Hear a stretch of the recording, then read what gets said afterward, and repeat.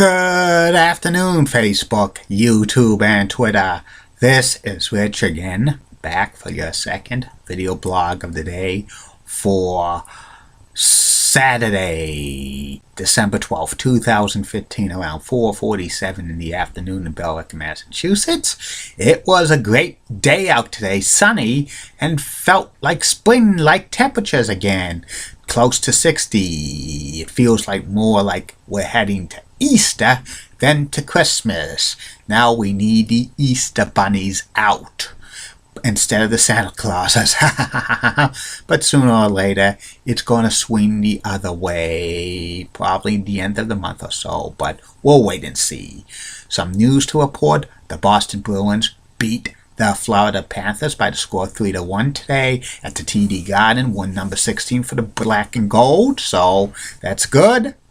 And also, the Pittsburgh Penguins have fired their coach, Mike Johnson, and replaced him with Mike Sullivan, who used to coach the Bruins for 2 seasons back in the 2000s.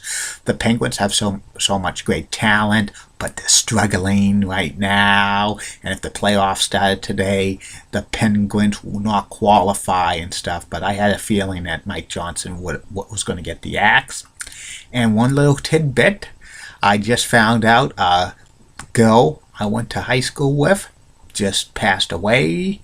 Her name was Stephanie Conroy Vasquez. She was 38 years old. Stephanie graduated from Belleville Memorial High School in 1996, one year after me. So that's sad. She was only 38 years old. So prayers to her friends and family.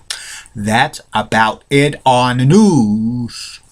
My second video blog subject of the day is my review of the new WWE DVD that came out a couple of days ago called Owen Hart's DVD, Heart of Gold. See right here, that's the one I'm going to be reviewing right now. This DVD is about 65 minutes long, the documentary part, and it was a retrospective of Owen Hart's life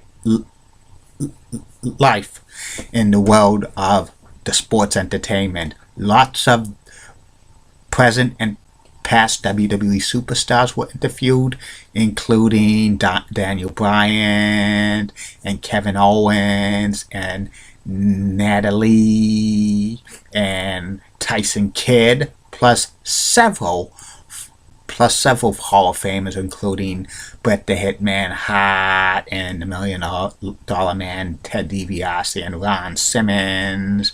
Lex Luger was interviewed for this. The Road Dogg Jesse James, Billy Gunn, Triple H, good old JR Jim Ross, and Chris Jericho, Edge, Jerry the King Lawler, and Owen Hart's family, including his brothers Smith and Bruce and Keith and Wayne and Ross and Smith, and his 4 sisters, Allison and Diana and Georgia and Ellie. Plus there was a couple of archive interviews with Owen Hart back in 1996, and an archive interview of the late great British Bulldog Davey Boy Smith in 1999, parts of an interview that was supposed to be on Raw, but it never made the air. And this DVD, the documentary part of like Owen Hart, was pretty decent, to say the least.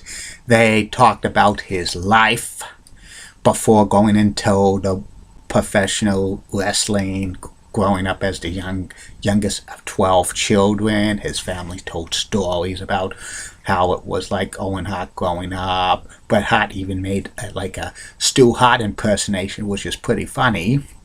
And also, they talked about Owen Hart's early career in Stampede Wrestling. Especially Chris Jericho said that his dream was to team up with Owen Hart in Stampede Wrestling, and he made a high school drawing, and he put the character Chris Irvine, because Chris Jericho's last name is Irvine, and a lot of the people interviewed for the documentary said that Owen Hart was very high flying in Stampede Wrestling. His moves were amazing and stuff. He kind of incorporated what the Japanese wrestlers and the Mexican wrestlers would bring in North America.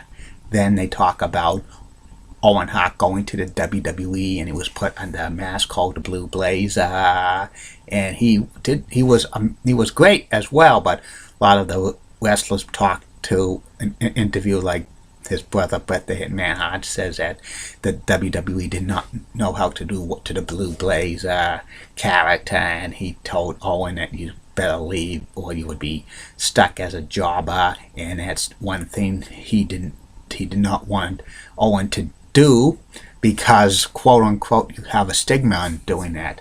Then like Owen left to wrestle in like all over the world, like Japan and Mexico and stuff, and they had a little section about Owen and WCW, and he didn't really fit into WCW's plans. Jim Ross said that WCW did not have anything for him substantial and stuff like that. There was, a part of a tag team that was going to be formed with him and Brian Pillman, but called Wings, but that was not mentioned on the DVD. And then they said now with Owen back in the WWE, saying that he teamed with Jim the Anvil Neidhart to have the new foundation, and that team had a lot of promise, but Jim the Anvil Neidhart got fired. Then Coco Beware was brought into team with Owen Hart, and they were called High Energy, but many of the wrestlers said that Owen Hart and Coco Beware did not have the chemistry as a good tag team. Coco Beware says he had so much fun teaming with Owen Hart and stuff, and a lot of wrestlers says Owen Hart was a kind of a professional, but he the kind of the MC Hammer pants gimmick wearing him did not suit him well. And then they talk about like Bret was saying Owen was going to pack it in and leave professional wrestling altogether to get a real job like a fireman and a couple of other things. And then they come up with the idea of Bret the Hitman Hart facing off, I guess, one of his brothers, Bruce Hart, but Bret was, against that idea because Bruce wasn't wrestling as much, plus he had major knee surgery. And then Bret told Pat Patterson that he really wanted to have this family feud with Owen, because Owen's been with the company many years and he hasn't gotten a big break. Pat Patterson was skeptical of the idea because he didn't think Owen Hart had personality, but eventually he gave in. And then they have the thing with talking about Owen Hart feuding with Bret the Hitman Hart. A lot of the people who interviewed were saying that Owen Hart turning on his brother Bret was a great career move. Terry Taylor, who was interviewed for this, it said that it made Owen Hart from a good hand to a main event talent and stuff. And also from time to time on this documentary part of the DVD, they talked about Owen Tales with a lot of ribs that Owen played. Owen Hart was known as a ribber. Also, they mention on the DVD about the reunition of the Hart Foundation with Owen, British Bulldog, and Bret the Hitman Hart, and also Jim the Anvil Neidhart and Brian Pillman. They had Natalie on there, that she said that was one of their proudest moments, and that's Calgary Stampede 1997 in your house when the whole Hart family went into the ring. That was the last time that everyone in the Hart family was together, which was pretty good. And then they talked about Bret the Hitman Hart leaving the WWE for the infamous Montreal Screw job, and they talked about Owen staying, even though his heart was with the WWE. His kind of mind was not really into the business anymore, because the business was changing from sports entertainment type thing to the Attitude Era and stuff. But a lot of wrestlers said that Owen Hart was such a professional on how to deal with these changes and stuff. And also, like a couple of the wrestlers interviewed it, including Mick Foley and Scott Hall, and Jim Ross says Owen Hart was even known as a cheapskate. He saved his money because he wanted to retire at an early age so he could spend his time with his two kids, Oj and Athena, who were like only little kids. And also, like, Scott Hall says he was a king of like carry-ons because he only carried on one bag. He didn't bring a lot of luggage because Scott Hall says he wanted to go from the airport in Calgary quickly as possible to spend time with his children and stuff. And they also talked about, the Blue Blazer reappearing in 1999, even though Owen really didn't like playing the Blue Blazer during the Attitude Era. It was just a kind of a relief for him. And they talked about, like, not too much about May 23rd, 1999, when Owen Hart had that fatal accident off the Kemper Arena rafters, 75 feet. Brett said it was an accident, and a lot of wrestlers said it was very sad to see Owen go and stuff because he was a real funny guy and a real professional and stuff like that. The documentary part was pretty great, I could tell you that. And the only things they left out is when Owen Hart gave the tombstone pile driver to Stone Cold Steve Austin and stuff. They did not talk about that, and with Stone Cold temporarily being paralyzed, Owen Hart never called Stone Cold Steve Austin to see how he was doing and stuff. They didn't mention that. Also, not an interview. Stone Cold wasn't interviewed for the DVD, nor was Owen Hart's widow Martha or his children Oj and Athena. That Martha Hart's still mad at the WWE for Owen's death, even though she got a big settlement and stuff, and she used some of that money to get a doctorate's degree and stuff. And it's kind of a little sad to see Martha not allowing her kids Oj and Athena to be interviewed for this DVD, because it would have been pretty good if they could get them interviewed for this DVD. Now, the extras on the DVD was the second disc basically had half of it was extra Owen stories, which was pretty good and stuff. They do not have any promos or interviews of Owen Hart as extras, which is a little disappointed. And some of the matches on the disc 2 and 3, including two matches from Stampede Wrestling, which were pretty good.